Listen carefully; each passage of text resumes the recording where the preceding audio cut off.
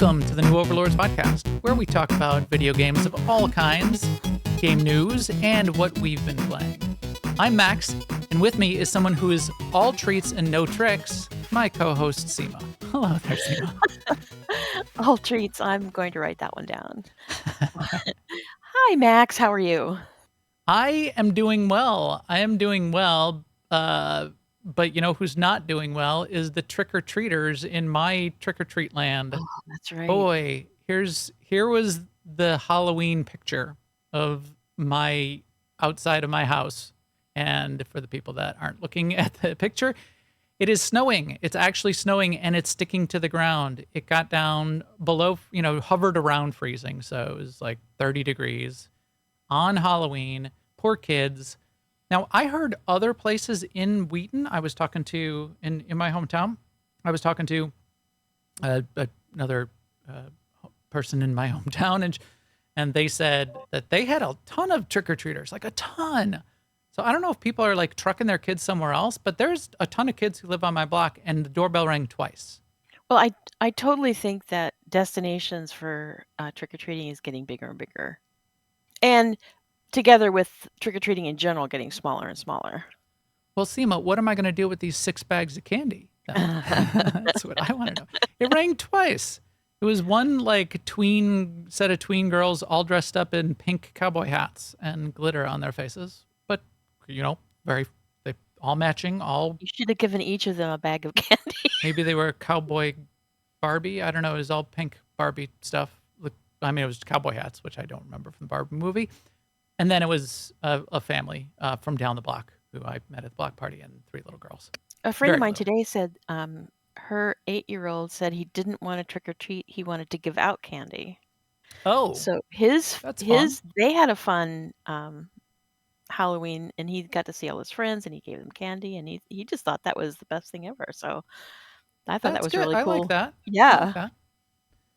Anyways, this was the next morning, which is I woke up and there was actually like a 1/4 inch of snow on the ground. I didn't have to shovel the driveway, but the snow actually stuck around, and it was, this is not, I don't like it, Sema. I don't like it. You know what got me is you commented later in the day that it had gotten to 39 or something, but the snow hadn't melted yet. And I understand that comment in my brain, but I still feel like at 39, nothing would melt. I know. It seems like, yeah, exactly. Things melting at 39. Exactly. No, everything, that's like the end of the universe. Entropy, ultimate entropy in the world is coming to an end. Yeah.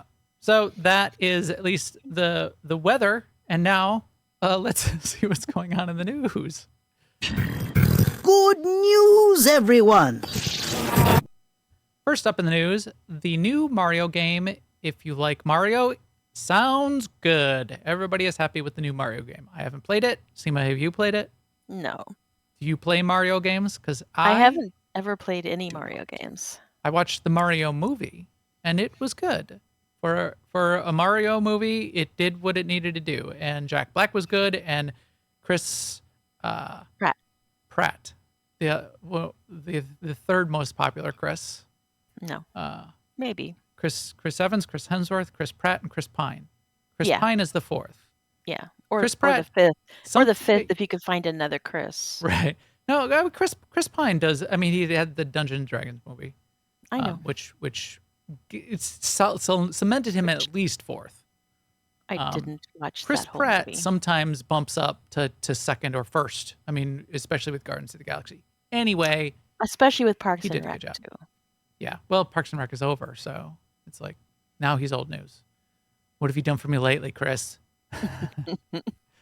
So there's that. That was fine. That worked out well. Everybody, if you like Mario games, go check out the reviews. Not ours, obviously, since we're not playing it, but I hear it's really good. Things that we know a little bit more about that is something we can talk about. This news is getting a bunch of people up in arms. So I like Destiny 2. I like Bungie. Bungie was bought by Sony. So Bungie is owned by Sony. And they just announced that they're going through, just in the last 2 days, going through a round of layoffs, and it's quite unfortunate. So some of the people who were relatively high up in the studio, who were involved in Destiny 2, are involved in those layoffs. The general idea behind the scenes is that just the revenue and trajectory of where Destiny 2 is at isn't what it could have been. So any big plans to be needing hundreds of people working on something that they're potentially not going to be working on, or that they're going to be slowing down work on because the money isn't there to pay their salaries, they're reducing headcount related to that title and that team. The game communities and everybody is both sad about this and very critical of it, because the man is keeping us down. And while you could be there could be a point somewhere in Yes. there. I won't go too far into my my cyberpunk corpo persona, but it's hard. It's hard. You can Yeah. say, hey, they sold all these copies of Destiny. Why can't they just like keep these, keep the team that, they're like fire in the team first chance that they get. It's the same voice of the internet that says it would be easy. Why don't they just do X to fix Yeah, whatever it their problem is? It is and it doesn't work that way. complicated. Right. It It's doesn't work complicated. that way. It doesn't And work that way. And it cost hundreds of millions of dollars to make Destiny 2 in the first place. They had to pay all of that back. It's not like right, and when Sony there's a purchased big pile of Bungie, what money. they were hoping for Bungie to be successful, they weren't hoping for this kind of outcome. But And they're not shutting it down. They're not firing well, everybody. I mean, at the same time, it's sort of like if I were at Bungie right now, I would think about, why stay? Exactly. Well, that's the other point is, what if Sony decided to be run their business as if it was a charity for some reason, which is relatively impossible, and go to outside funding, get a bunch of cash to fund the run rate of the studio, and then all these people are sitting around doing nothing. Do you want that as your I mean, career? those are not the only two options, but No, yeah, you don't no, want but I people mean, sitting sort of around doing that's nothing. Yeah. right. And if the game isn't doing what it needs to do, and you're not going to be making a bunch of content, you need to reduce the size of the team. There's an opportunity for people to go off and do other interesting things. But if you start from a position that Bungie was sized to create Destiny, and it was sized to create Destiny 2, now you've got to feel like it can't be successful to create Destiny 2. Right. Like Destiny 3 or whatever's next. Or you you at mean. least have to, Yeah. yes, you at least have to ask yourself the question. As a fan of the series and the franchises, yeah, Well, as maybe. a fan, you don't have to at all. You can just wait and see what happens. I was thinking more in terms of someone who's still at Bungie. Right. Are they going to be continuing As a to work on fan, this you title? absolutely have almost, I mean, this sounds cold, but no right to an opinion. Because you don't have the information. You don't know really anything except for But what Sony Forster, says. that's not the way it works. 14 billion in cash reserves doesn't mean you say, hey, let's take a 50 million of that cash reserves or 100 million of that cash reserves, and tell people just to sit at their desks and not work, because you've got 100 people working on this project, and we only need 50. So good job, you did a good job. We're going to need 50 of you to sit around and do nothing now. That doesn't work Well, that way. so you're saying they let people go because they don't need them. Right. I'm saying I leapt to the conclusion that they let people go because they wanted to reduce the budget. And now they won't have enough people. Oh, But they're still going to try and do it. okay. And that would be a bad move. But if the game isn't making money, I think what will have to happen is the pace of updates and the size of the staff needed to maintain those updates is going to have to shrink. Yeah. To be consistent with the remaining budget or with the Yeah. remaining run rate. Yeah, I totally So expect that to happen. Yeah. Yeah. So staffing needs to match run rate, and content may suffer, or the amount of content may be reduced to match run rate.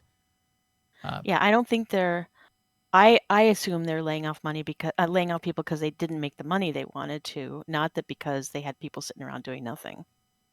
Right. No, exactly. Because they don't project going forward that the money is going to be there to support this big of team.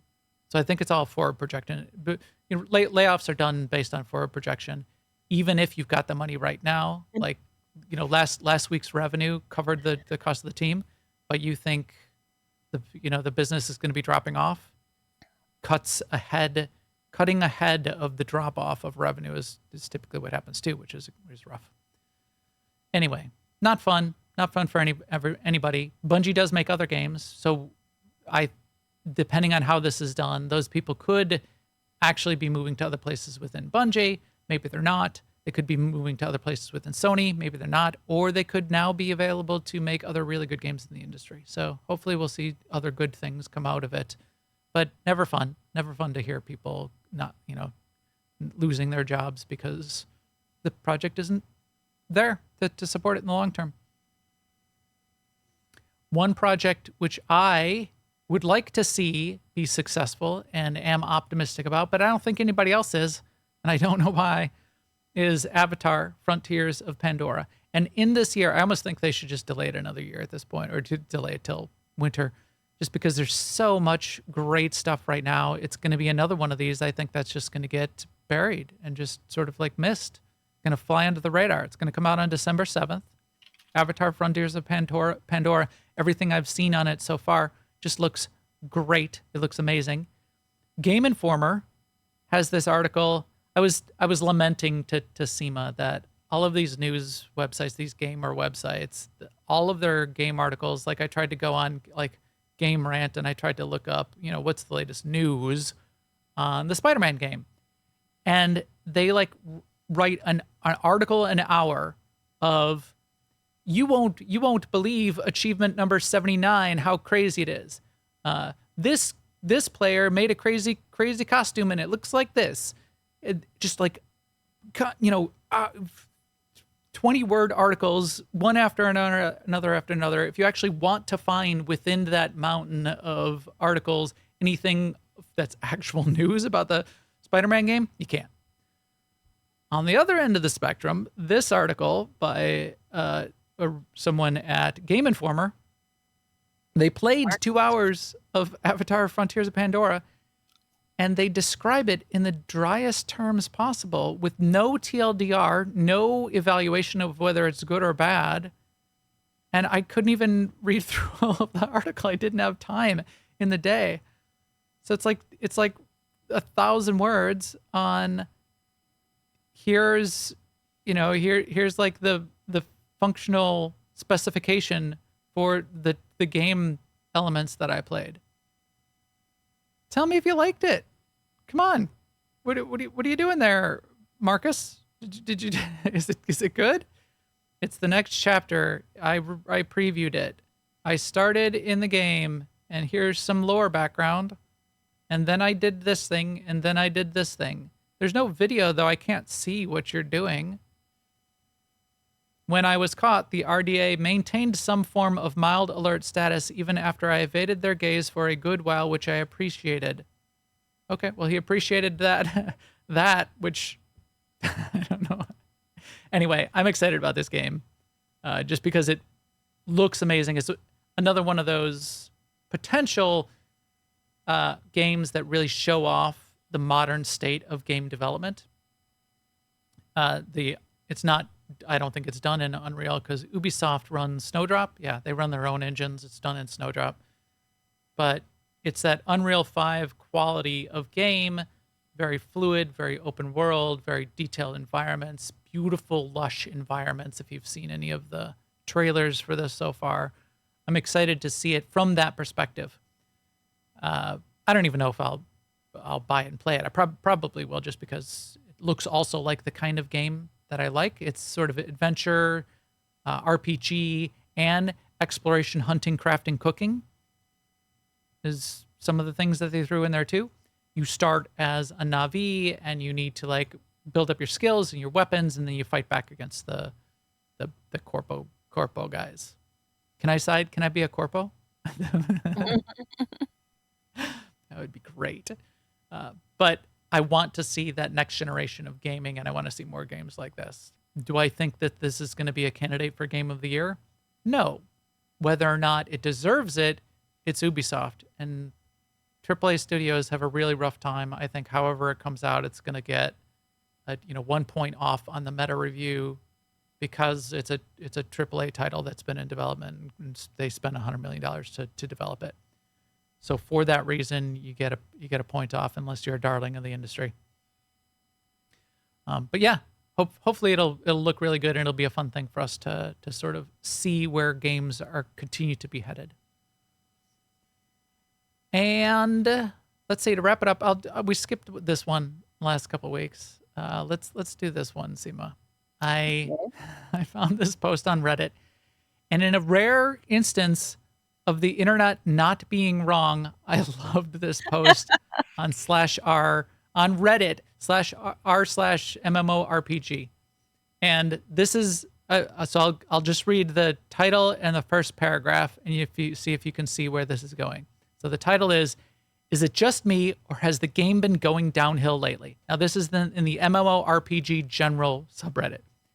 Title is it just me, or has the game been going downhill lately? Then the post opens, look, I hate being dramatic, but I'm genuinely concerned for the future of the game. It's clear things have been in a downward spiral ever since the last expansion. Steam charts were down again this month, and my brother told me he was quitting the other day. The game is obviously bleeding players. It's sad for me to see a world I poured so much sweat and tears into dying to neglect like this. Blah, blah, blah. Game's dead. Can you believe it? Basically, it's not for any game. It's the template for every game, which is hilarious and is very meta and very true to the implied subtle criticism of the state of gamers hating games. And there's no content after I've been playing it nonstop for 7 years. But this poster did such a great job of distilling all of the comments about this could be about any MMO, and you've probably seen that post about that MMO. You've seen this about WoW. You've seen this. I've been playing since pre-alpha, and to be perfectly honest, it's lost the magic that it used to have. It's hilarious. It's good. So good job poster in Reddit. At this one time, the internet is not wrong, but the fact that it's making fun of gamers hating games, I appreciate. All right. That is it for the news. Thanks to everyone out there listening to the show, downloading it on all of the audio feeds, and watching us on YouTube. This podcast is really brought to us and you by all of you. We really appreciate everybody's support. We're getting really good comments. A lot of people are joining the Discord just to comment and join us in some of the things we're playing, which you're going to hear about very shortly. I really appreciate that. Social networks seem to be going fine. Social networks in general, I think, are just declining. But I'm still posting in all those places, so thank you to everyone that's watching there and replying as well. Big thanks to our chat room who's here during our live recording, who we like chatting with before, during, and after the show. You can get all the links and all the ways to join in all of those places at newoverlords.com, and especially in our Discord at newoverlords.com/Discord. This podcast is also brought to you by Alea Iacta Est, our big family-friendly gaming community where Sema and I play all our MMOs, which are all dying apparently. Right. But not for us. They're going strong. All our guilds are based out of AIE for all of our MMOs, including our SWTOR guild on Starforge. You can come in, you can join us. We had fun even on Halloween night. We had a group in there doing Galactic Seasons and Conquest. That was really fun. You can get to all of that goodness at aie-guild.org. Now, Sema, the main meat of the week is Dino Steak. Bet you didn't see this coming! That's not what I meant to play. I totally That's saw not that it. coming. Not that one. This one. Yeah, but your scientists were so preoccupied with whether or not they didn't stop to think if they should. Malcolm, Jurassic Park. So, Sema, did you stop to think if you should, or did you just jump into ARK because you could? I just jumped in. ARK. ARK Ascended has launched for anyone that doesn't know. And man, I am having a good time. I am so hooked I was telling Sema, this game has its claws into me, figuratively and virtually in the game. Physically, their claws are ripping at me and killing me. This is my guy. I created him. We spun up a server over the weekend and launch problems and whatever problems with the host, Nitrado, which is the only official host for if you want a hosting provider to handle the hosting for you. The server got corrupted somehow. We tried for a little while. I still have support tickets out. We decided to get off of that. We went to another community lead and AIE officer who runs a hosting rig of his own, who spun up an ARK Ascended server for us. So that's where New Overlords Tribe and a handful of other people are on right now. If you would like to, by the end of this, if you're interested and would like to come see what we're doing in ARK Ascended, you can get in our Discord and all the links are there to join. But it's PvE and you got to be nice and we'll kick you off the server if you're not. But please come join. This is the kind of game that I like in general, and I liked ARK before when I played. It definitely has its hooks in me. It has its hooks in me to the point of me staying up late and not wanting to go to sleep, and just for 2 seconds at the end of every night thinking, should I stay up all night tonight? I can still handle that like I could during my college days, right? Maybe I'll stay up all night. And then okay, it's time for dinner.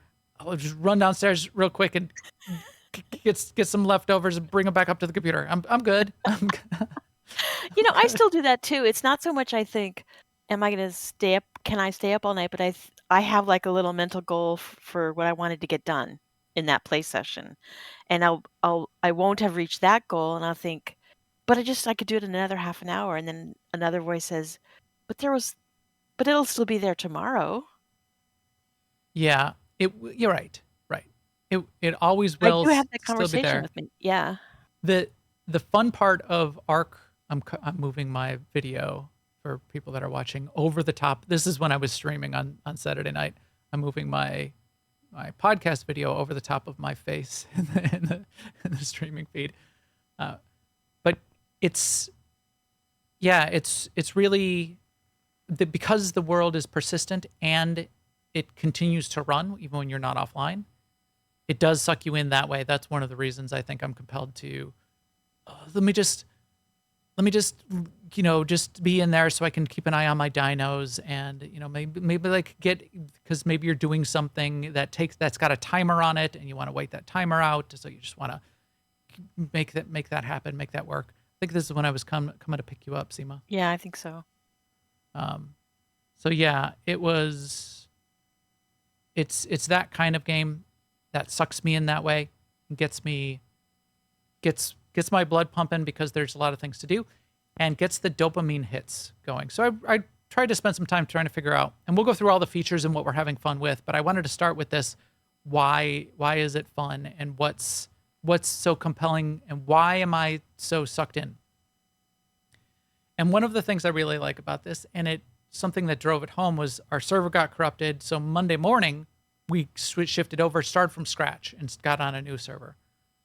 Naz tried to spin up a backup of our other server, and it just didn't seem to work. So maybe bugs, corruption, maybe we did something wrong, maybe Nitrado did something wrong.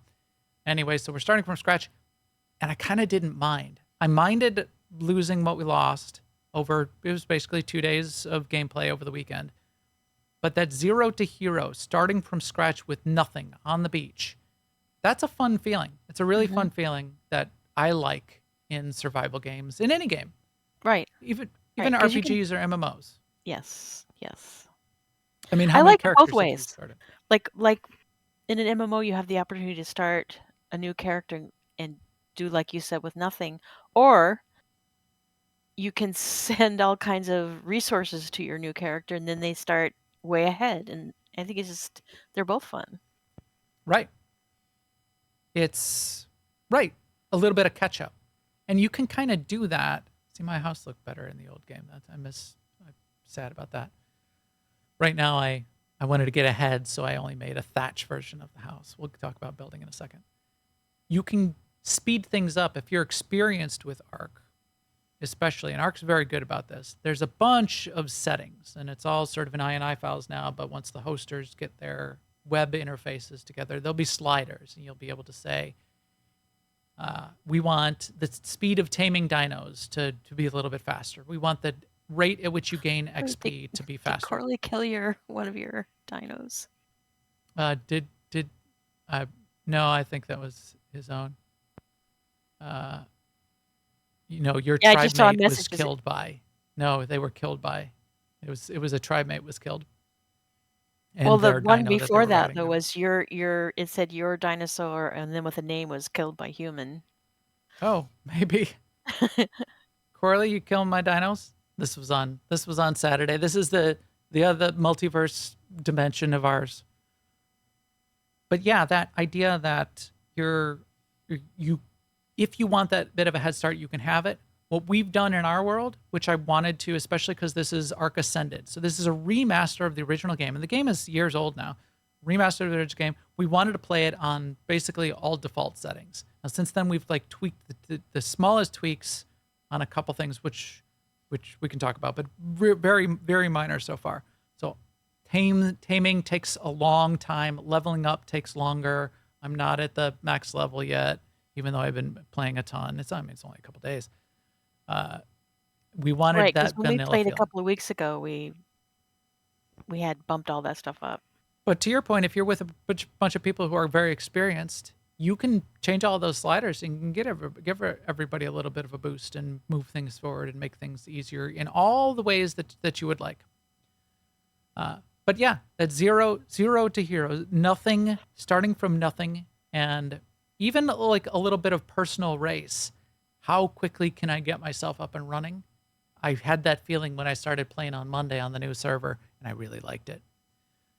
The other thing I really like about it, which we'll talk about some, is how deep the systems are. This has been in development for quite a long time. So we'll talk about crafting, we'll talk about building, we'll talk about the dinos and taming the dinos, and there's multiple tiers to crafting, and there's multiple tiers to building, and there's multiple places in the world, even exploration. We're on a single map called the island, but there's the ocean, and there's deep sea diving, and there's creatures to find and tame and hunt down there, and treasures to go get, and materials you need.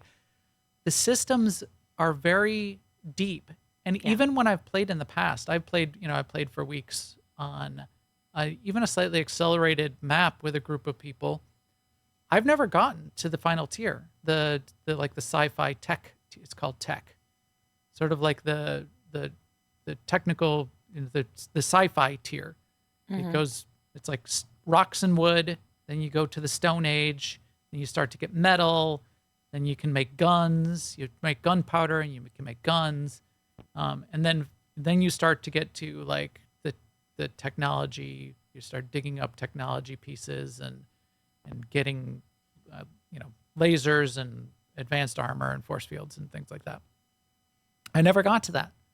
So that being still out there for me, even as much as I've played, is really fun too, because there's always things to kind of look forward to. There's enough of an end game in that way that it's interesting and a goal. So there's lots of goals. There's lots of micro goals and mini goals that I like. And then there's these bigger long-term goals that there's always a bigger fish. You're talking about the dinos, and we'll get into taming the dinos. The dinos are core to the game, and taming them as a tool is core to the game. But there's always a bigger dino, and you can always go after that bigger dino, either to hunt it or to tame it.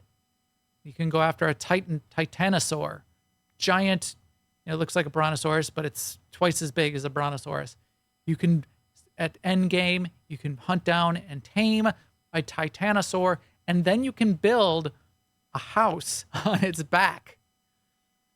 So that there's stuff out there. So those kind of things all put together, for me, the dopamine hits of the little things and the big things just keep me going and keep me wanting to stay logged in and keep me wanting to do the next thing and do the next thing. How about you, Sema? You so you're sort of new to it. And you did a little bit with Coralie and I, about 4 weeks ago now. And now you got in, jumped in, tamed a couple dodos. I I keep like several collecting your aspects eggs. of it. I feel anxiety when I play it though because of the impending death. I mean, the whole point of like death is a possibility without you doing anything, like without you ever putting yourself in danger. So, like if I see that I'm hungry, like very hungry, almost ready to starve, and then I think, "Oh, I better learn how to hunt," Yeah. you know, and go kill something, and then I go back and find the campfire, and the campfire's like, "No, I have to be repaired." I'm like, But I'm done. How do repair? How does one repair?" It's just, it's like the very same thing you were talking about, which makes it deep, also makes it for me sort of anxiety producing. Is sort of like thing under thing under thing. It's like you can't do anything without doing like 6 things before it, which I appreciate, but I do get like a level of frustration. I And can like I totally want to see that. hunt, but I look at the dinosaurs and I'm like, I have no way of assessing if it's reasonable for me to try to kill that one or not. Right. That I completely agree with that assessment, and that all of the unknowns associated with that. If you do get to the point where you get comfortable enough with just embracing the unknowns and hmm knowing that you're gonna die, almost like the first time you ever fight something new, you're gonna die, and you plan for that, And I don't mind that. It's the finding my way back to my body because or just I'm leave it. okay. I mean, that's I that's hadn't thought a way about to think that. about it Yeah. too. Yeah. Yeah. Just make 2 set every time you make new armor, make 2 sets and leave it. And I've done that. Leave it And in the box. Yeah. leave a set in the box, and then when you die and you go back to the bed, you put on the new set of armor and you go about your business. Oh, I like that idea. I've even done it on like a slightly harder server where I'm brand new. I start out, I build a little hut, I, make the stone tools, I start gathering, and here comes a really bad dino, an Alpha Raptor. And this happened when I started on the Fjordor server. Alpha Raptor on the beach I'm starting on, I try to run away, I go back into my house, I'm trying to I'm trying to fight it from inside my house. It's tearing my house down. It got to the point where it killed me, and I respawned somewhere else, and I just started from scratch. You keep your experience and your levels and your blueprints, and that progression doesn't go away. So you got that going for you, which is nice. But you pick up a couple new rocks, you pick up a couple sticks, you make yourself a hatchet. You chop down a couple trees, you make a new hut, and you're good. You keep going. And I just run around and like hit every rock, and it's like, nope, not that one. Nope, not that one. It is harder in But that's ARK fine. I'm Ascended. not complaining. I'm totally fine with No, having to learn the ins and outs. yeah. In ARK Ascended, because they remastered everything and retextured it, they did this thing where all of the ground and like the ground clutter, and you could sort of see here the people that are watching the video, like all the rocks there here on the beach, it was all flat. There was no, these rocks didn't exist in the old ARK. So when you saw a rock on the beach, it was a thing you could interact with and pick up. Oh, gotcha. Now all of these rocks that are texture, you can't pick up. But now, how am I supposed to know which of the rocks I need to pick up to make the stupid hatchet? But you do get used to it. You do get used to seeing it and picking it out to the point where you'll be able to spot the big rocks once you've got a pick, and you'll have hundreds of rocks before long. But yeah, Looks angry. I've done a lot of. I've gotten to the point where I start making 2 of everything. I tame 2 of everything. If you're taking dinos out, did you try to? You're punching the turtle. I'm in the video. Here you are. What are you talking about being afraid? You just punched that turtle. It's gonna kill you. It didn't though. I think because I've my crossbow and I'm shooting it in the head. Look at you. You're just like punching this giant dinosaur turtle. You walked up to it and you punched I it. did. Yeah. Good thing I killed it. And Coralie and Lucy. Yeah, everybody came over and saved you. You kept punching it though. You didn't. No fear. I don't know what you're talking about. Anxiety or fear. I mean, maybe you need a little Well, bit I'm more braver when anxiety or fear. I'm braver when 4 of us are right there. But yeah, I mean, that is a good point in the feeling. If you embrace the idea that, death is around the corner, and if you die, you start preparing for it more, have multiple bases. If a base gets wiped out, always tame 2 of the dinos and take one out. And if that one dies, you get another one back at the base. Start breeding the dinos and have a herd of them.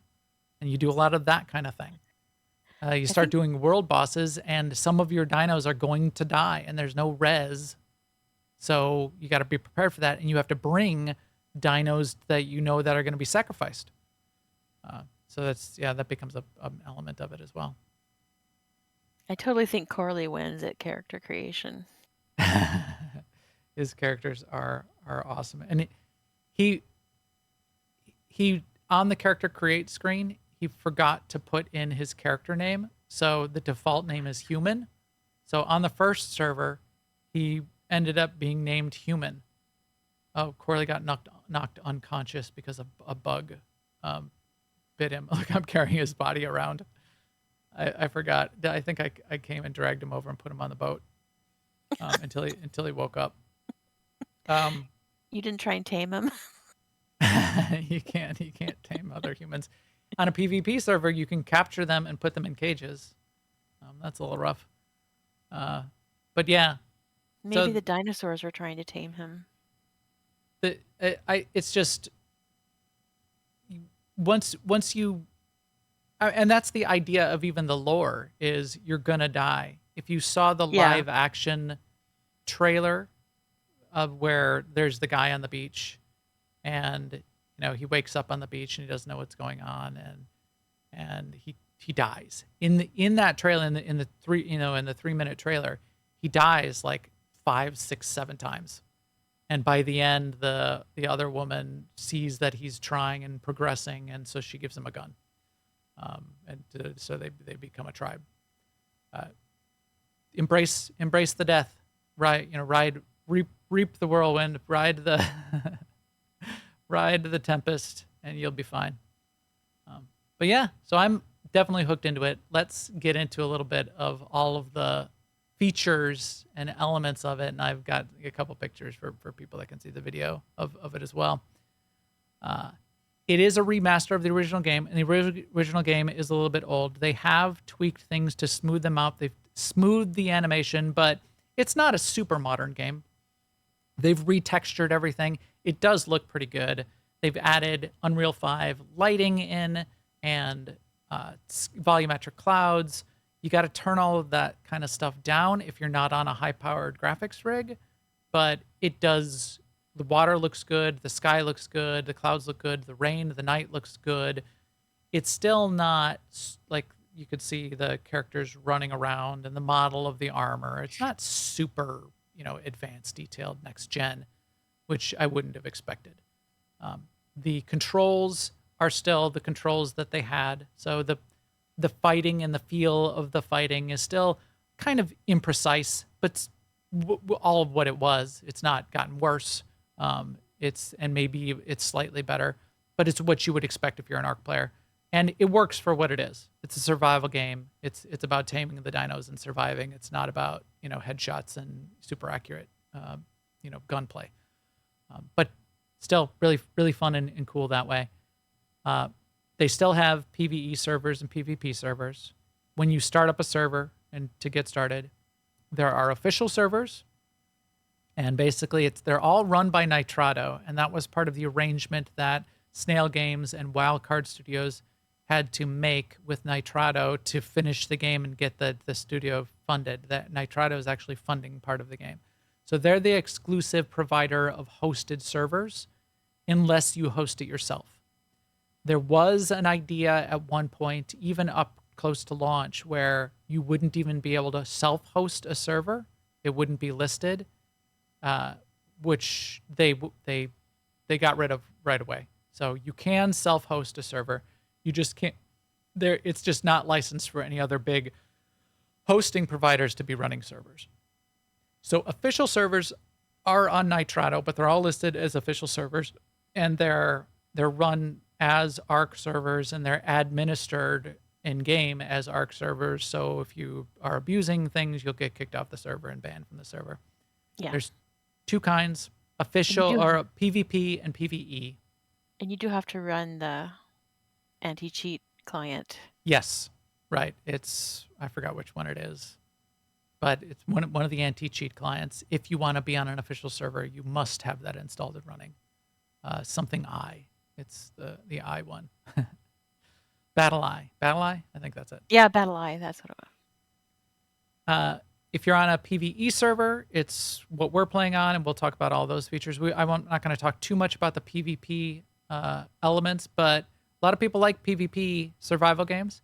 And in PvP, you build a base and other people can raid your bases. Right now, there's online and offline. There are private server settings where people can only come and attack your base when you're online. I think on the official servers right now, it's you can raid people's bases. You can break down their walls whenever you want. There are deterrents to that. You can set up like turrets and other defenses and dinos that will eat people if they come and attack your base. But that kind of game it's very different. It's why I am not fond of a game like Rust, which is centered around PvP, because the kind of base that you would build and the kind of things that you would do are all focused around defense. So you're building these like small, ugly bases. You're building it in a hole in the wall, so you're defended on three sides by rocks. And where I want to build a big castle with dinos roaming all over the place. You can't do that on a PvP server because people just come and shoot your dinos from far away, and they'll raid your base and blow it up. So I like PvE in that way. Self-hosted, you also get access then to change all of the settings, to increase XP gain, to reduce the time it takes to tame dinos. Tons and tons of customizations. You can make the nighttime shorter.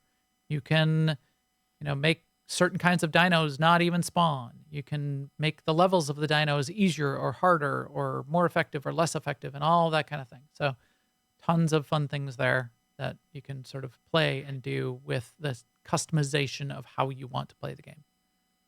Ours, as I said, is relatively vanilla, so that's what we'll talk about for the most part, which provides some interesting extra challenges because things are harder in a lot of ways because they're slower, and mostly. It's slower to level, it's slower to tame dinos, and that changes the mechanics associated with it.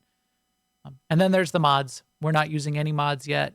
I don't know how many mods are updated or even can be updated just yet for ARK Survival Ascended.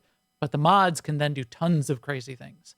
They can give you extra tools to build in really unlimited ways. Although they added some of those features into the base game, but they can add new dinos and new skins and do a bunch of crazy stuff as you'd expect mods to do. So yeah, that's the server and infrastructure side. Did I miss anything in that? That's kind of the boring infrastructure stuff. I mean, I don't think so. I don't know if this counts as infrastructure, but there are, it probably doesn't, but there are like different, I noticed like in mini games, different levels of like chat. And that Yes. was kind of arcane Tribe. too. There's tribe and Right. then whatever global and. Yep. Global, tribe alliances. So that kind of system is in there too. I guess for And- our server, it kind of doesn't matter. Like global, Right. yeah, would be fine. Because we're all friends, even though not 100% of the people are in the tribe. They could be, and in fact, maybe they will be before long anyway, because it just makes some other things easier, like being able to help out other people's like feed other people's dinos. But on a bigger server, even a friendly PvE server, we could go on there, and I think it's like a cap of like 70 players on a server, 100 players on a server. We could go in there with our tribe of 10 and have our little group and our little tribe and our little base and compound and our buildings, and still be friends with other tribes, but not even know who those people are, and they're just other people on the server. So you would want to think about that when you get into the game. If you're going to go in with other people, don't go into a server that's filled up, that doesn't have space for you, for one. And for two, know that there will be other groups and other tribes that will have their own goals and to be doing their own thing. It's not like a all for one on every PvE server by any means. Yeah. So let's talk about some of the fun. It's got RPG elements. You do have to like level your character. So there's the stats. Did you get much of a look at the stats? Because the stats aren't. So what I did, I mean, there's a bunch of them, but what I did with respect to stats is I just followed your advice, which I just kind of alternated points in health, stamina, and weight, because I did get weighed down. One time I got weighed down and I couldn't move. Yes. So weight is a big thing. And weight is, a lot of people will say that weight is the number one stat. But there's like 10 stats: health, stamina, oxygen, food, water, weight, melee damage, crafting skill, and fortitude. There's a hidden stat called speed that is off unless you mod it. And then you can even make yourself run faster. You can level points and speed. But that idea that there's these base stats, it's less complicated than it sounds, because yes, some of those stats just aren't very useful and nobody ever bothers to, like, no one puts points and stats in food, water at all. Maybe in oxygen in cases where you want to spend a lot of time diving in the ocean. Crafting, you only put points in that if you're building a crafting alt. You don't do it on your main character because it takes away other points that you'd be putting in being able to like survive out in the world. But people do create a crafting alt and level up the crafting skill, and then your crafting gets better and you can crit on items and make special versions. Everybody puts points into health, stamina, and weight.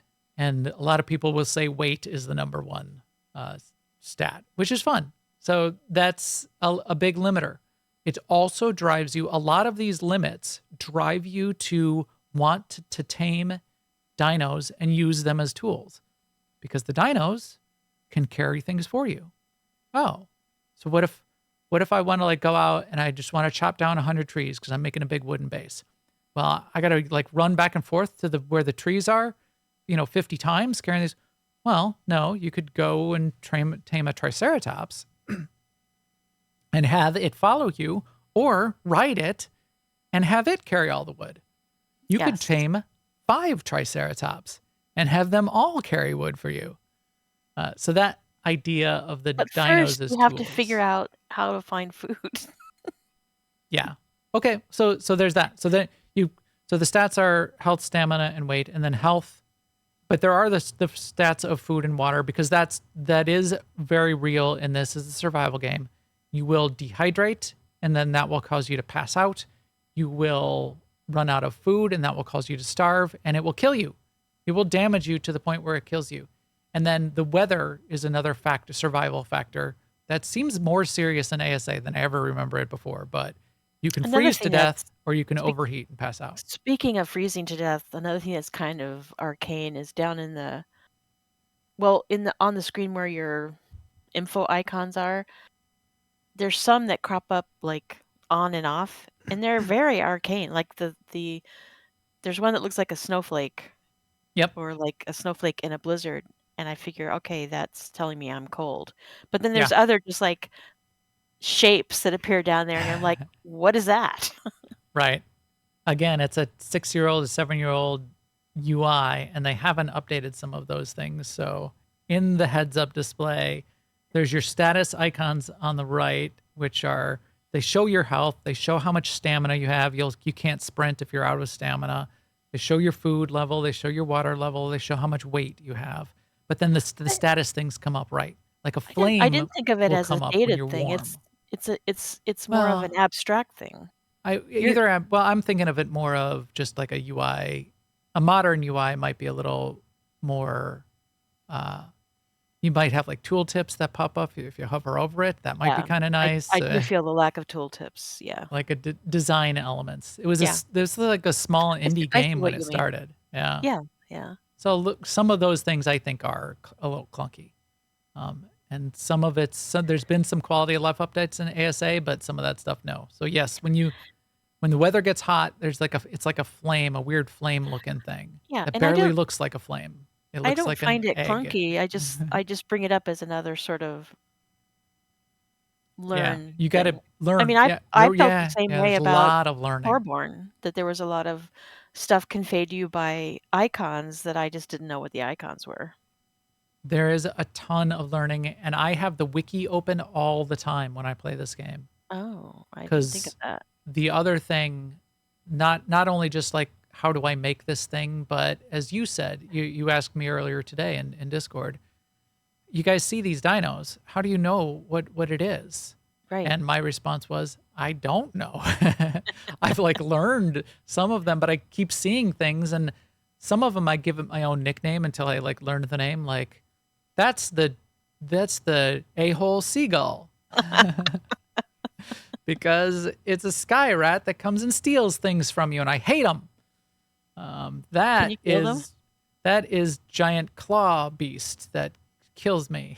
All of Can you them kill kill me. those seagulls Yeah, and get your stuff back? yeah, but they're hard to kill because they're like flying around. Yeah, they move fast.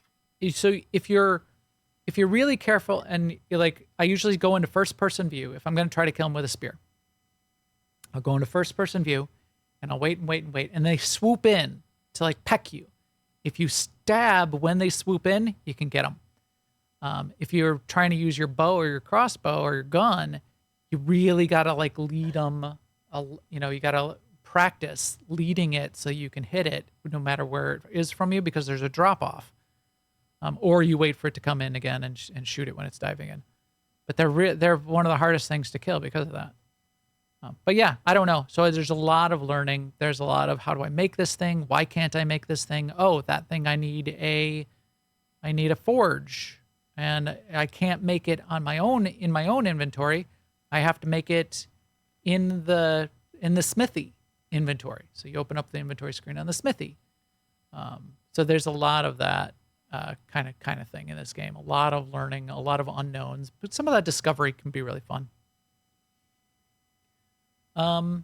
Fighting. There's fighting in the game. What do you've done? Well, you've done punching things. You've punched a big giant turtle. What did you think of the fighting? Well, I mean, I've punched everything. You I've you only punched. punched? You didn't like grab a spear? Yeah, Oh no, I mean, you I did some of punch that. It's like things when spear I and just axe need to and be looking at them. oh. I've punched buildings. Well, this is with the UI. It's WASD movement, and left mouse click is action, and if you're not holding anything or you're holding a weapon, it's attack. And Right. right mouse click is And it's secondary attack. really easy to pick up sections of wall and doors and Now windows and that I stuff. notice you doing that, that doesn't happen to me. It's So easy for me anyway. Yeah. I And think then sometimes I destroy them too. I'm like, where did it go? It's nowhere. I And think you sometimes need to they're like still. tap. You need to like tap E. Only tap E. If you hold Yeah. down E, Right. that's I'm holding it down that's too when you long. destroy things. Yeah. Yeah. Yeah. But if you alt tab, this is why I punch everything. Also, if you alt tab off, like you click over on Discord, Yeah, I you're do talking that to somebody, too. you click back on the main window. Well, now you just clicked and you punch whatever's in front of you. So I keep punching my pets. They don't attack you, but they don't like it, and you can do damage to them. So now I'm very careful of I alt tab back to the game, and then I WASD, and I do not click. Right. And another thing I do is if I do hold down E and you get that round thing that comes up so you can choose several different options, I make sure my mouse clicker thing is way off that circle before I let the E go, because I think it hovers over that destroy, and then Yeah, I let the mouse go, and I didn't like choose it with my brain, but I did with my mouse to yeah, choose it with the mouse. Yeah. yeah. There's plenty of that. Plenty of that happens. But yeah, it's But the house goblins come by and repair everything that I destroy. I think that happens. I wonder how that happens. I But just have to wait for it to happen. the fighting, I think, is a little clunky, because if there's multiple people, you gotta like be careful not to hit somebody. If the dino is like coming at you, it's hard to like get around. It's not very precise. It's a lot of like flailing your weapon around, hoping that you're hitting the dino you're trying to hit, Yeah. trying not to hit your mount or Right. your pets, because you can do damage to them, that kind of thing. Once you get used to it and maybe get more advanced weapons like bows and guns and dinos that do the fighting for you, well, then things get a little different. Then things get a little better. I need to get much more controlled over. You can keybind the control of all of your pets. So say you have a herd of raptors, you can keybind what they call whistle commands, and it's like you put your characters putting their finger in their mouth and they're whistling a command to tell your pack of dinos to do something like attack or stop attacking or follow me or stay here. A bunch of those kind of commands. If you get those keybinds set and you know what you're doing, well, then you can have a pack of dinos. Here I am picking up poop. Pack of dinos that does your fighting for you, and you can fight alongside them, but you can control them then if you've got those keybinds worked out.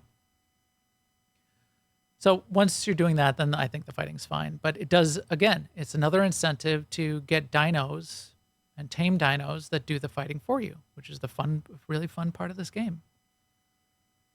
You've done a little bit of taming. What do you think of the taming system so far? I think it's what makes the game ultimately probably worth playing. So I would rank it highly. Right. I agree. It's an interesting component. It is relatively unique. There are a couple other games that have like Conan, for example. Right, but it's a little bit more engaging than the whole idea of like subjugating your foes and making them slaves. Yes. And it's got a surprising amount of depth. You Yeah. can find animals out in the wild, and to tame them, you have to first knock them out. You have to subdue them. You have to knock them unconscious. Then you have to keep them unconscious. That's step 2. And step 3, you have to put food in their inventory that they will consume over time to make their taming meter go up. Some dinos, like some of the lower level herbivores, you just put berries in their inventory, and eventually that'll work. Other dinos, you might need to craft up a very specific, special kind of food in order to tame it, and that leads you down a whole nother chain of, well, how do I make that food? How do I make superior kibble to tame this thing? And then there's very elite dinos that might have a whole nother quest, like almost like a quest chain that you got to worry about to go down. So that's and I found that's too, I mean, you already knew this, but it's possible to not give them enough food and they just eventually wake up and wander off. Yep. If they run out of food, then the taming Yeah. meter will go backwards, and you'll untame them. If you can, there are things you can do to keep them asleep. You can either keep whacking them on the head with a stick, but that hurts them and it might make them a worse tame overall by the time you're done. You can feed them narcotics, and that's the main way to do it, and that will make their torpor meter go back up. But you might have to farm up a bunch of that, and I did.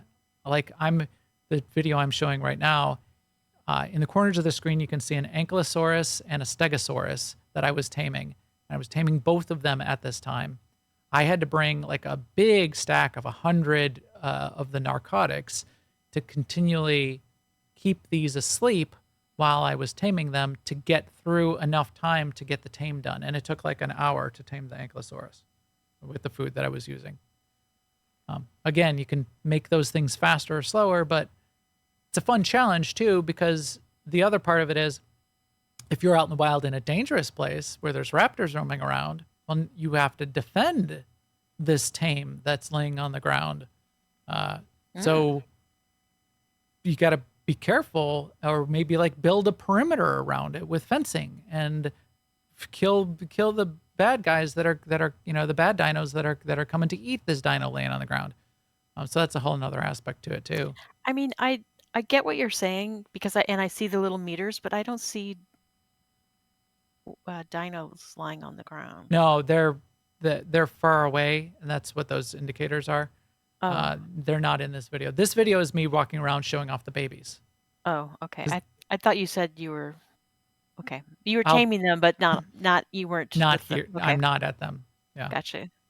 One's up Yeah. the beach and one's up on the Lucy cliff. wants to know if these babies are on Ord Mantell. So babies, Lucy, babies are new to ARK Ascended.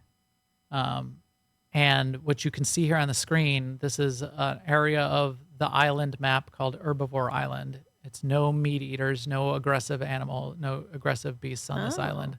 It's a really nice little place, but tons of babies, and the babies grow. So the babies will start out as tiny babies, and then they'll grow to adolescents. So if you see, like, I'll come over here, I'll come around, there'll be like a little tiny Stegosaurus, a medium Stegosaurus, and a big Stegosaurus.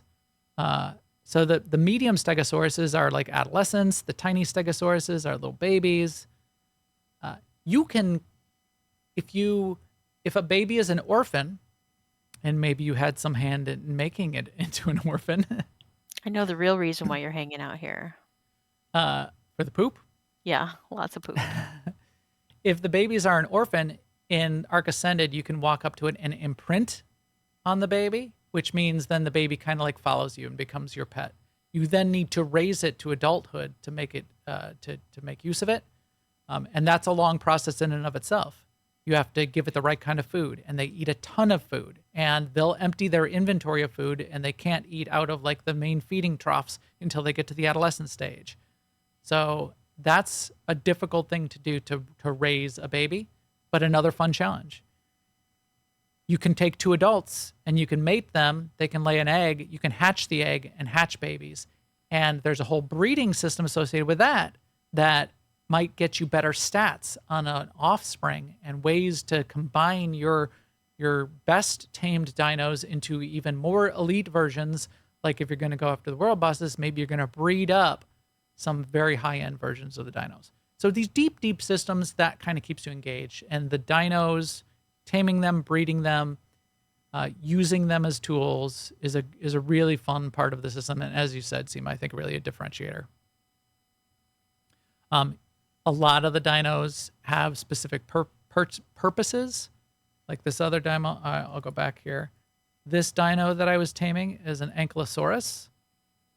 The reason I went to find this Ankylosaurus, to come find it and tame it, is because if you ride it around and then have it attack a rock, and the best thing it does is like the metal nodes, it swings its tail around and it smashes the metal node and it collects all of that metal, like in one smash, one hit.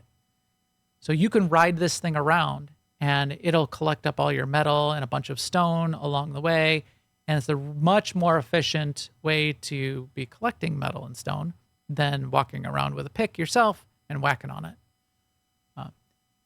Now you might say, what about wood? Is there a dino that I could collect to go and help me out to collecting wood? Yep, there is. There's one for wood. There's dinos that are good for berries. There are dinos that are good for all different kinds of resources. There are dinos that are good to ride. There are dinos that are good to ride on and fly around. There's dinos that are good, like a Brontosaurus, a Titanosaurus, dinos that are good to build a base on its back and have a mobile base. So lots of fun ways to use dinos in that way too. And then there are dinos that are good for fighting, like riding around on a T-Rex and just having it eat things is relatively satisfying. So that's a big differentiator. Something that's less of a differentiator that I certainly have a ton of fun with, though, too, is the building. Now, you saw the big guild house, the big tribe longhouse that we built, Sema, but you didn't start building a house yet, did you? No. So this is our tribe longhouse. This is in the dark. This I made in creative mode as the one sort of cheat, just so that anyone who's new and trying things out just had a place, a base, they could have a bed and a place to respawn. So what creative mode does is it gives you full access to everything, no costs to make anything. I just spit this out really quick. So it was a cool place. We still have it. We still use it, but everybody else is creating their own little bases. This is my janky base on the new server, so it's not as nice as the old base. But I did start making, like what you see here is the garden. So you can build, there's building, all the building pieces.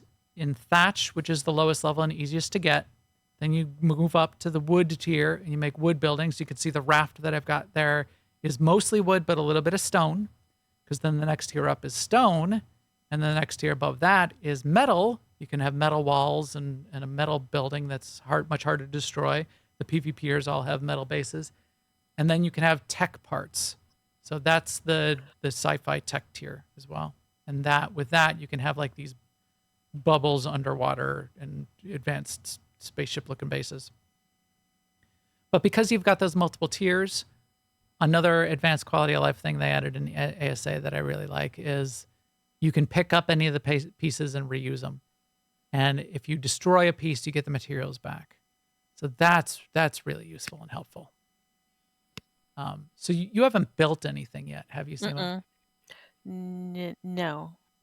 What do you think of that kind of system in games? Are you a builder? You think you would get into the building?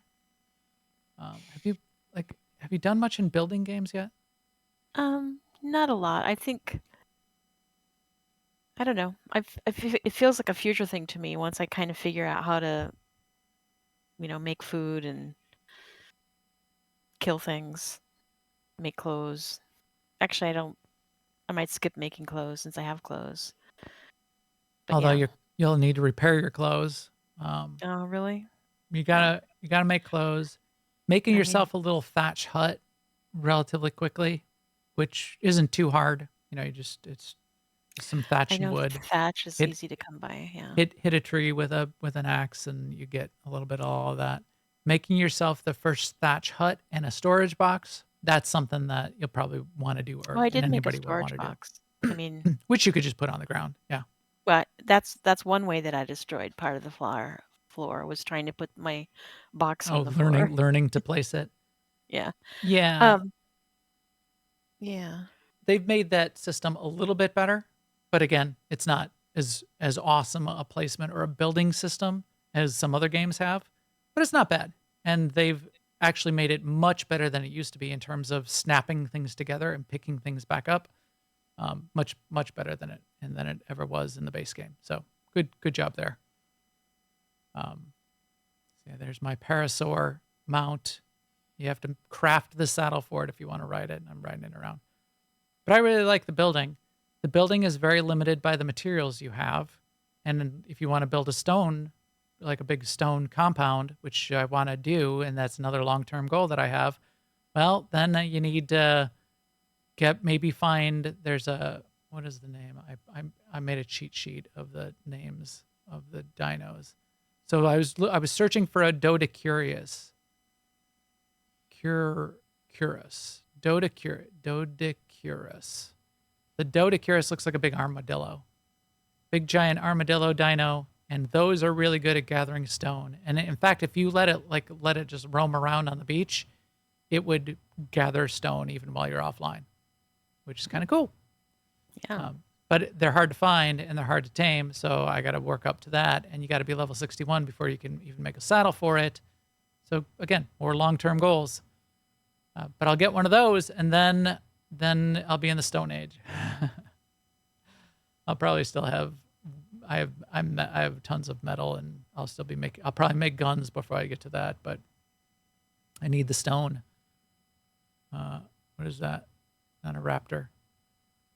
So yeah, that kind of long-term goals with the building is there too. You can build greenhouses to make your crops grow better. You need to be growing crops in order to make those those elite foods, so that you can tame special dinos. So everything kind of chains and ties together, which I like, and it provides those short-term and longer-term goals. That's just really fun. So there's taming, and then at the very end is the world boss system. So there are world bosses that you can then get materials for and summon. And once you get those materials and summon them, then you can fight. You're fighting the world boss, and you get special rewards for fighting the world bosses, which is kind of cool. Where's my this video? So the last thing I wanted to talk about in ARK unless you had any other questions, was one of my adventures. So you can just sort of see how this goes. And I say this about 5 times a day to myself and everyone else. Circle of life. It's the circle of life, Sema. So I decided, remember I told you I wanted to tame up the Stegosaurus and the Ankylosaurus. So I was out there on the herbivore island, and I tamed the Ankylosaurus and I tamed the Stegosaurus. And I had this big raft, and I put them on the raft.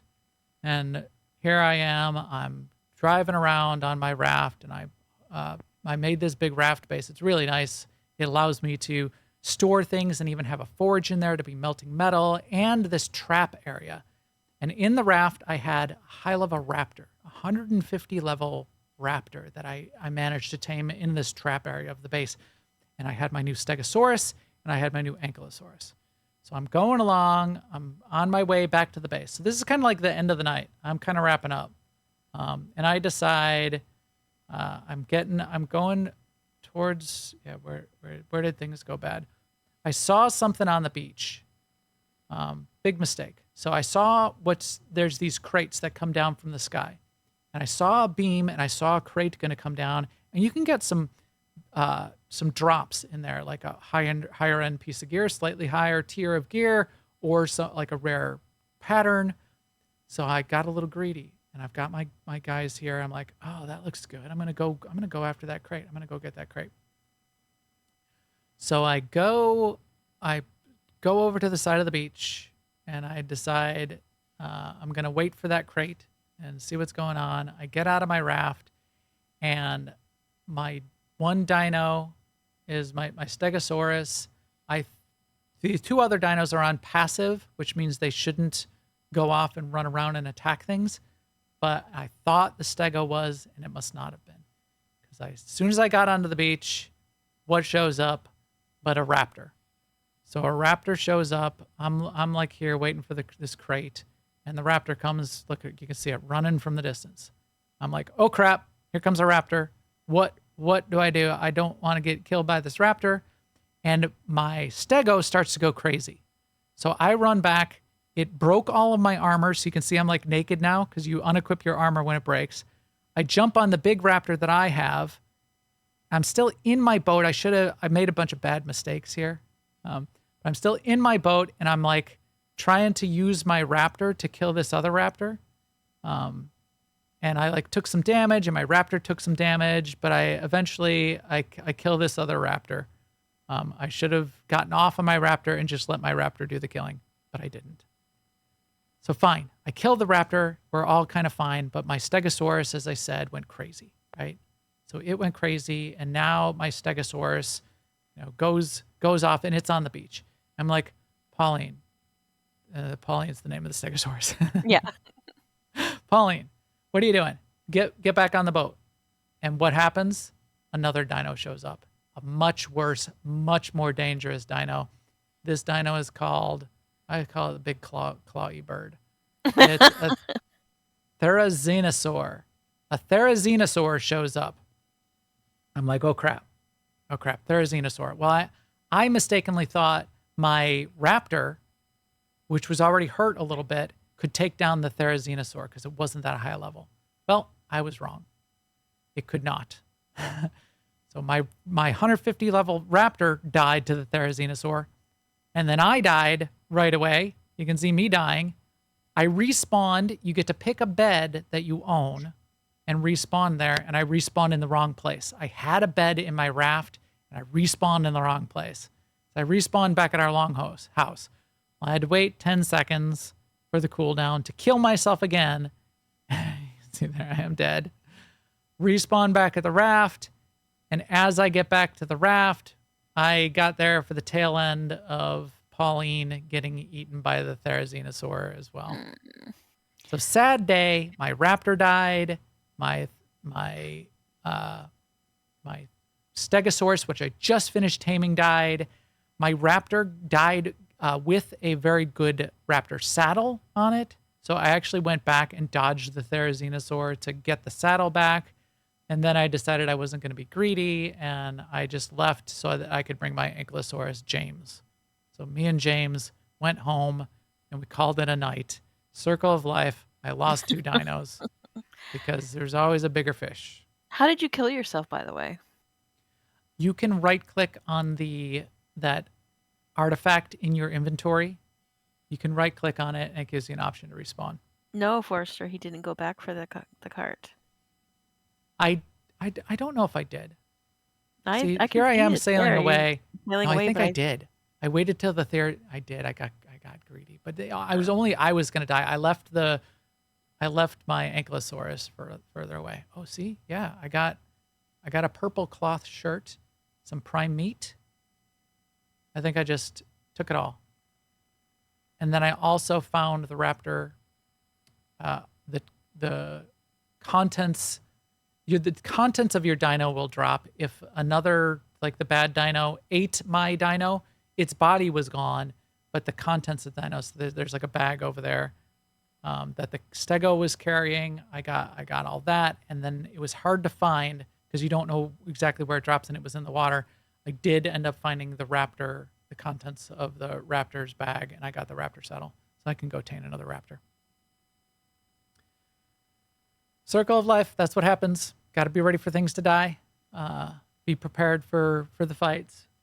If I had been prepared, I probably could have survived. You didn't find your armor. I did. No, I found that too. Even though it's just broken. That's why I have no pants on. If you were wondering. Oh, right. It's still broken. I have to repair it. You have to have the materials to repair it, and I did not have those. And those were piranhas there coming after me in the water. So I had to dodge the piranhas to find the raptor corpse and more stuff. So, but got it, and that's a story. And there's a story a minute of that kind in ARK, and that's why it's fun. When you were trying to find, was it Joker's body? Mm-hmm. Earlier you were talking about? Yep. When I was watching that happen in Discord, it took me back because I used to play a game where when you died, you would drop all your stuff and the mobs would pick it up, and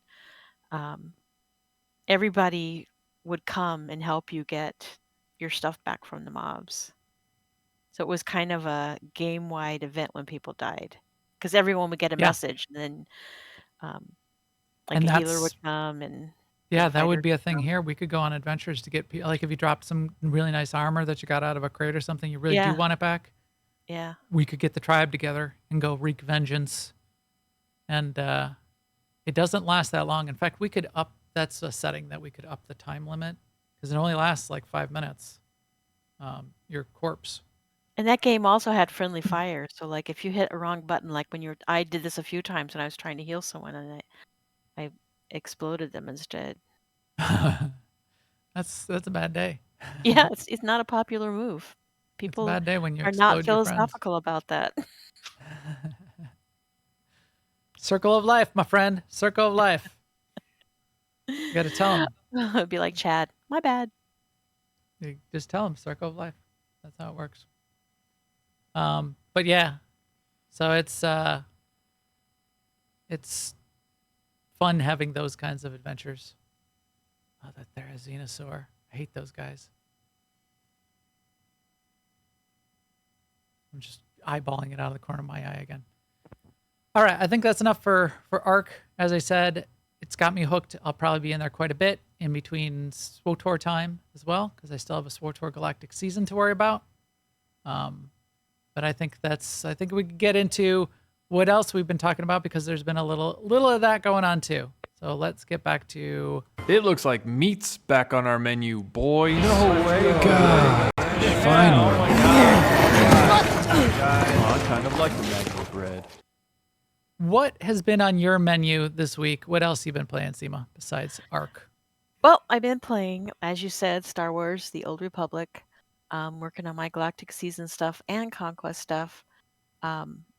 This week I'm going to be short on Galactic Seasons, but that's only because the types of objectives that are this week don't add up, that I want to do don't add up to 7. So I might be like 5 or 6 this week, which will be the first time really in this Galactic Season. So I'm definitely not complaining there. So I'm right on track for sure for that and for the reps. So happy about that. And I think next week I'll probably be getting the pet, which is the Loth kitten. So I'm looking forward to that. Yes, I saw some people got that. Yeah, some people Even got it today. this week, but I think I'm going to get it next week. And I see you're playing some footage from our ops night when we were killing the doggy, as we affectionately R call him. for anomaly. Yeah. Yes. This is a good fight. I like this fight. Yes. So the first 2 fights in this place are robots, and they're both interesting. And this fight in particular, I think, is a fun fight and a fun robot to fight. It's a robot that kind of looks like a dog. It's called the Watchdog, and the mechanics are pretty interesting of what you got to do. And it's one of the more complicated boss fights. As you can see, there's a bunch of circles on the ground, and there's different colors of circles, and there's ones that stick to you, and there's things you can and can't do with them, and there's ways you need to use them with the boss when he uses his abilities. Yeah, it's pretty fun. As opposed to, not this fight with Kevin, who drops all the Nyrot all over the ground. And this is a battle of positioning and clearing space, because each of those squares can, with different effects, drop this ground debuff called Nyrot. It's this squirming, bloody, rotten-looking mass. And you want to have as little of that persisting in the whole room as possible. And so you have limited room to work. And it's fun to both manage that while you're trying to DPS the boss down in an ad that comes out. Yeah, I like this fight too. It's now that I anyway have a level of understanding so that I can say, oh, I need to do this now and I need to do that, instead of like total, mystification. Yes. Which is being basically mystified where at I what- am. I just go where I'm told on the Lady Dom fight because I don't understand it in the least, which we talked about last week. But Right. yeah. But I think we're getting close on Lady Dom. We're Why do you also think working that? out. Well, we're getting further and further. Okay, but I'll give you that, but I wouldn't call it close because 60% not close. I meant 10% like is close. close to figuring out all of the mechanics in our Oh. strategy. Yeah. And then it's just a matter of executing well enough, because you just do that over and over. She doesn't have like another. I think there might be like a small, tiny end phase, but the bulk of the fight is this. Do the knockback, you do the generators, you knock out the generators once, I think, and that's it. And then you just need to worry about her multiple knockback and the attractors. Rinse and repeat that for a while, and that's mostly the fight. But yeah, it's a much more complicated fight, and it's got that verticality to it, the different levels. And there's reasons to be going up and down. You're mostly up on the top fighting her, but you might need to jump off. You might need to jump down. You get a rocket pack that can be used once every 60 seconds, which automatically, if you like fall off into the abyss, it automatically pops you back up, but you can't overuse it. So you can use that once in a while if you need to. But yeah, it's got a lot of challenges in the way she casts abilities on you that you need to manage. 3 different kinds. The one big one was getting us that we just need to be better at is the chained knockback. So you get 4 people that get the circle on you that you're going to get knocked back. The first person, and it's 1, 2, 3, 4 in a chain. And you can see like a telegraph between each of you chained together with these knockbacks. The first person, she faces you and knocks the first person back. And anyone else standing in the circle around that person also get knocked back. The second person gets knocked back then like 2 seconds later from wherever the first person landed. The third person gets knocked back from wherever the second person landed. And the fourth person gets knocked back from wherever the third person landed.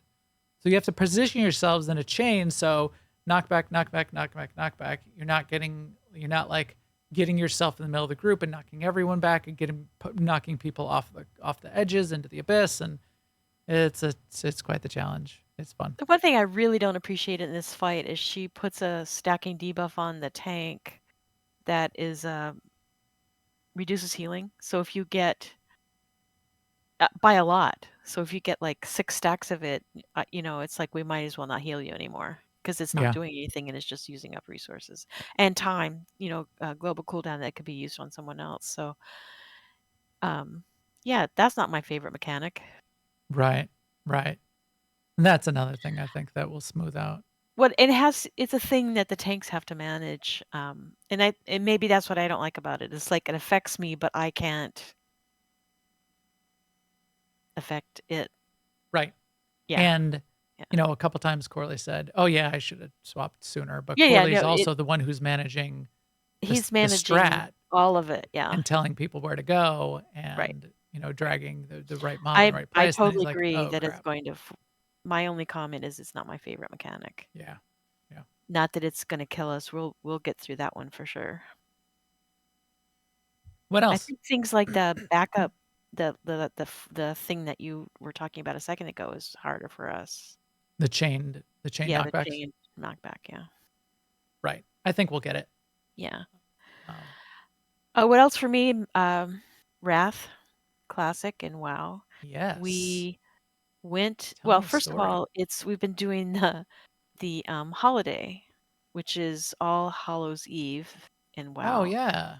And there's a boss to fight in there, which you can do daily, and it has the possibility of dropping the Headless Horseman mount, which is a cool mount because it's a horse that can fly Right. and it has green fiery feet. Yeah. And I've and the drop rates have just been crazy this time around, such that now our entire raid team all has. really. Yes. That's great. That's good. I like it. It's like I know people argue that if you make things too available, then it makes them less valuable, but I don't look Then at it make more that way. things. Yeah. I like it when everyone can get the cool thing. Right. And it was like I personally have 4 of them now, and I've seen it drop like 2 or 3 more times. Like in my whole time playing retail, I did get it in retail, but in my whole time playing retail, I think I saw it drop maybe 3 times. Right. So to see it drop twice in this first day of the event was just like really wow. Yeah. And yeah, that really gave us some more fun. Plus, now that we have random dungeon finder there in the game, it makes it easy to do that kind of fight, easy and fun. So I did it on multiple characters. You had to be a level 78, which is 2 levels shy of max because the max is level 80 right now. And so I one little meta project I had for myself was to get one of the characters I was leveling up to 78 so she could then run the Headless Horseman fight, because one of the things that they drop there are these high level rings that she would have not Oh, normally right. have access to anyway. Right. And so she got a couple of those, which is going to be really a head start for her when she does get to level 80, which is going to be a while because since I put this push on to get her to 78, it's sort of like, okay, I'm done leveling for a while. Right. Right. And then our raid team, I see you're showing Ice Crowned on the screen here. Our raid Ice team, Cream Citadel. we went back into Ice Crown Citadel this weekend and we killed an additional 2 bosses, which just surprised the heck out of me. It's a lot to say about our raid leader on that team. He has really researched the fight, and he's called them. So one of the fights we did take a look at last time we got that far in ICC, and we were not even close. And so when we came back in, he made the following, okay, we're making these changes and this is how we're going to do it this time, and basically one shot it. So, I mean, I understand these are fights that are well known, and there's a lot of resources out there about them, and a lot of us on the team have done them before, including myself. But that was 10 years. I don't remember it. I remember the colors, and I remember the look, but I don't remember the fight that well. Right. But it does come back to you. Right. But it's a lot of fun. Yeah. In some ways, it's it's sad that there's like no surprises, but in a lot of other ways, in a Yeah. lot of nice ways, all of the meta resources, the meta text around the game. There's a YouTuber called Folding Ideas, and he Yeah. has a really detailed video. It's gotten like 1 million views, I'm sure, but it talks about meta text, and he talks about it in terms of WoW in particular. Because he was a WoW player. Yep, quite a bit. And one of the things he says is, it is a double-edged sword. We really love having that kind of resource available, but in a way, it makes it rude to not know things Yeah. in the game, because Right. it's all there. You could just look it up. What do you mean you don't? You Yeah, there you are. don't know where to stand, Yeah. or you don't know Yeah. what the Yeah. max level is. Although I will say that's true right now for raids in this game, but now we have the Gamma dungeons, which have all different mechanics from in the olden days, and less true there.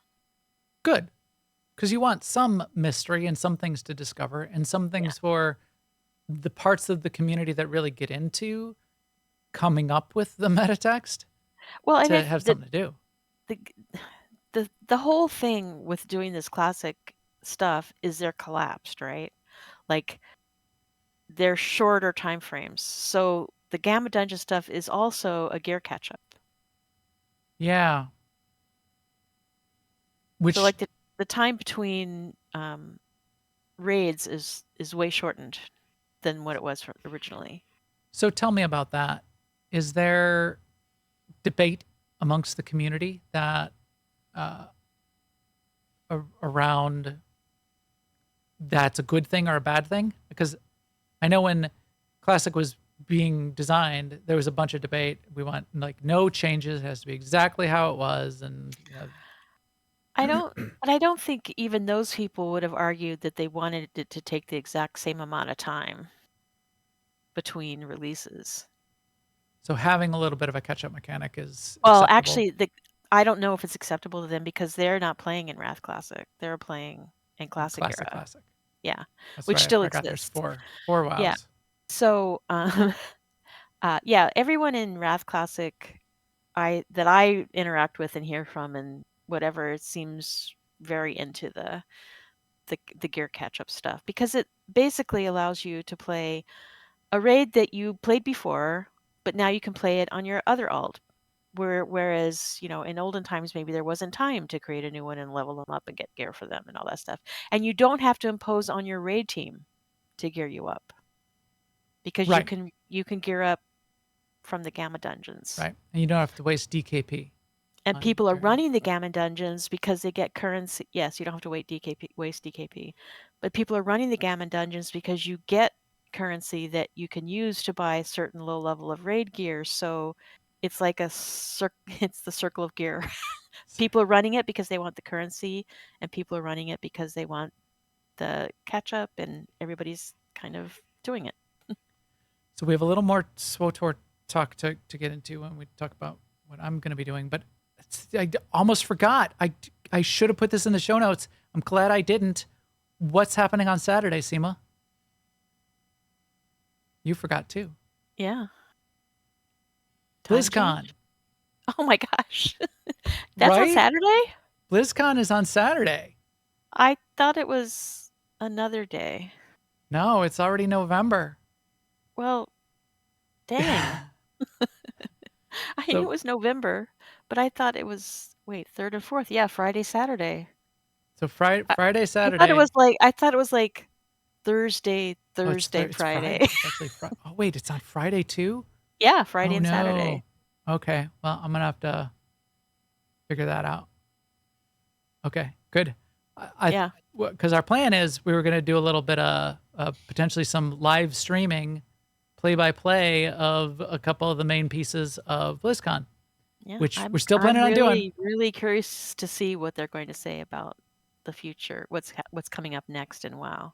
Especially for WoW Classic. I mean, that's what made me think of it. I was going to ask Yeah. you, what is your prediction for what's next in WoW Classic? And then it should be answered on Friday. Well, I think my prediction is going to be Cataclysm Classic. And Okay.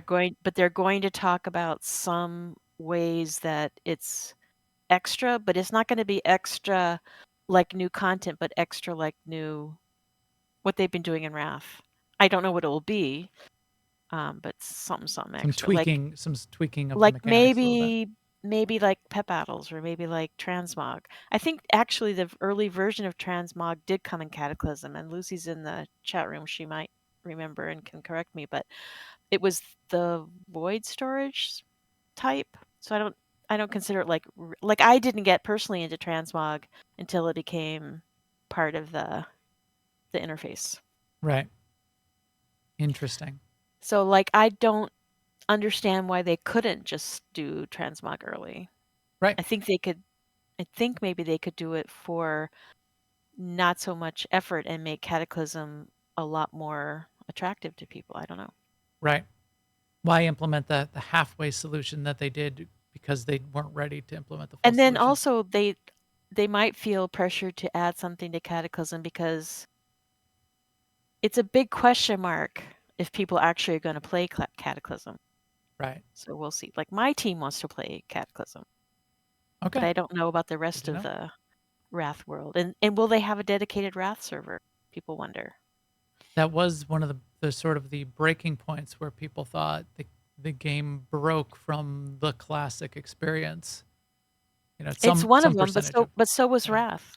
Right. Like some people, didn't like Wrath and thought it was I mean, everybody's got a different made the breaking game point. too friendly. It's not hard anymore. Blah blah blah blah blah. Right. So maybe we'll have 5 wows. We'll have to see what they're gonna do. We'll have infinite wows. It's the metaverse. Some multiverse of wows. Yes, Exactly. the multiverse of WoW.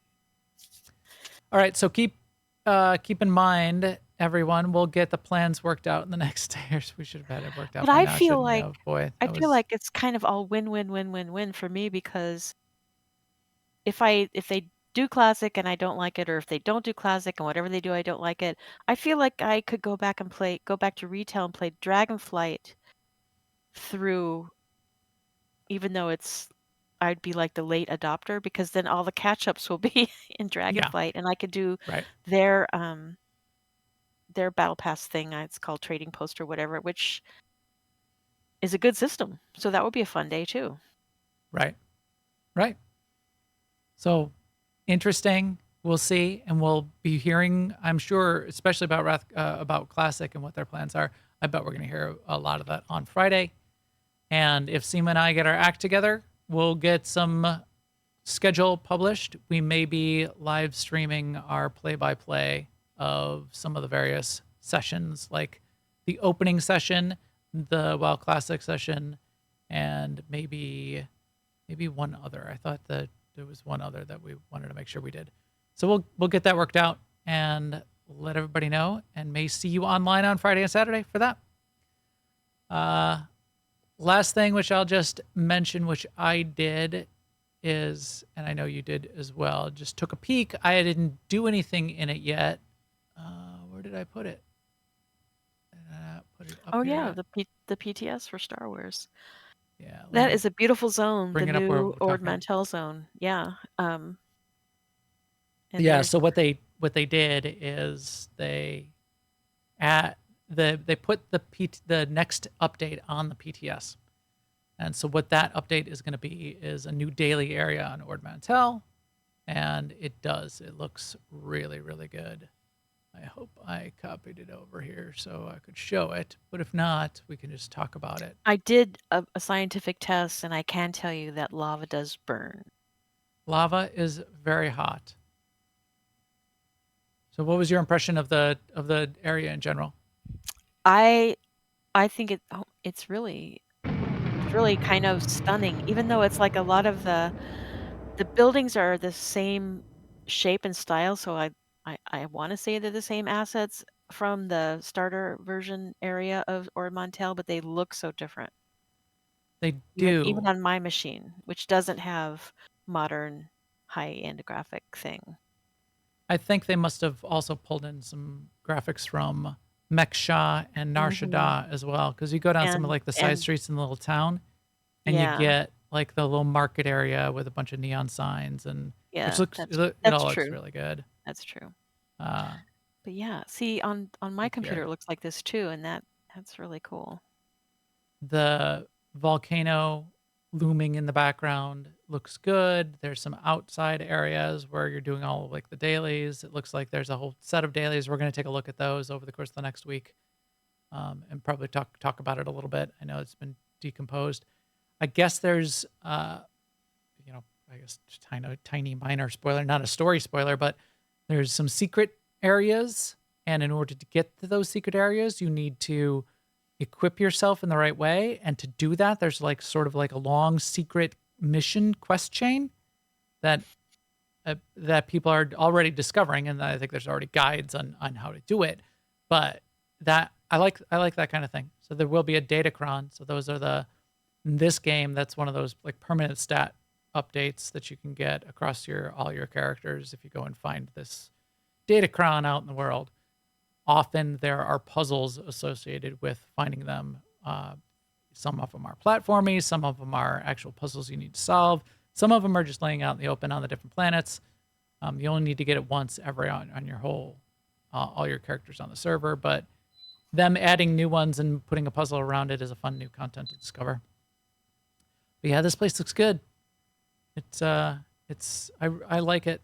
I liked the graphics. I think, here, I'm going to go explore the lava and die. And then I rezzed. And what did I decided to do? Go back in the lava again. Because here you'll see I'm going to turn around. And I'm going to try to use Rocket Out twice to get through the lava. Because why not? It stacks up really fast. So it's a stacking dot. It's stacking damage. So if you just stepped like 1 foot in the lava, you would be fine. But as soon as you step a couple, and I've got like 5 stacks, there's no way you can even heal through that. The big volcano in the background, I hope we get to explore that, and I think that might be where some of the secret area takes you. So hopefully. Here, I jump off. I found places to jump off and kill myself as well. I wonder if future new content areas will be on like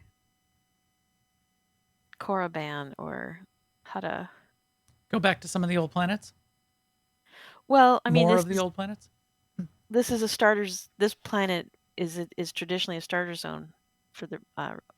Well, they did have Tython. They had the assault on Tython and Korriban flashpoints. Remember those? I do. So that was kind of a thing, and those are really cool. I know, like, nobody plays them anymore. And those are in the actual starter zone. I mean, not the new area. It's like they took the starter zone map and made a flashpoint, made a dungeon out of it, and basically it was the Revenites that were attacking, and they like bombed it, so things were like broken down, things were exploded. There's a bunch of enemies in there, and you got to basically go and clear out what was the starting zone on both the Imperial and the Republic side for those force planets. And yeah, I like those. They're some of the harder dungeons in the game, which makes it ones that people are less likely to go and repeat when they're just needing to like get something done quick, which is unfortunate because there should be reasons to go back in there and smooth out the difficulty if we need to. All right, well, that was a ton of stuff. I have dinosaurs to go tame and fight. I have a castle to craft. And I have a galactic season in Star Wars to get to. So anything else before we wrap it up for today? Nope, and maybe get ready for Friday? I have a midweek possible raid, and classic tonight. We're gonna try and knock out some pre-raid stuff. Sweet, that is fun. So let's wrap this up then, so you can get to that too, because I know you're probably gonna be getting online pretty soon for that. Yep. So thanks everyone who was here for the podcast this week. As I said, we may be doing something on Friday and Saturday, so keep an eye out for that. We'll post in the Discord and on the social links. All the feed and subscribe links for everything, as always, on newoverlords.com, and the videos on YouTube /newoverlords. Please come chat with us in our Discord, at newoverlords.com/Discord. And you can also follow on Twitter, Mastodon, Blue Sky, Threads, Instagram, and Facebook. The shows get posted in all of those places as well. It's usually Max the Gray on all of those places, or New Overlords on a couple of the pages and feeds. Get there, get in our Discord. We'll keep you up to date. And with that, we will talk to you soon. Later, everyone.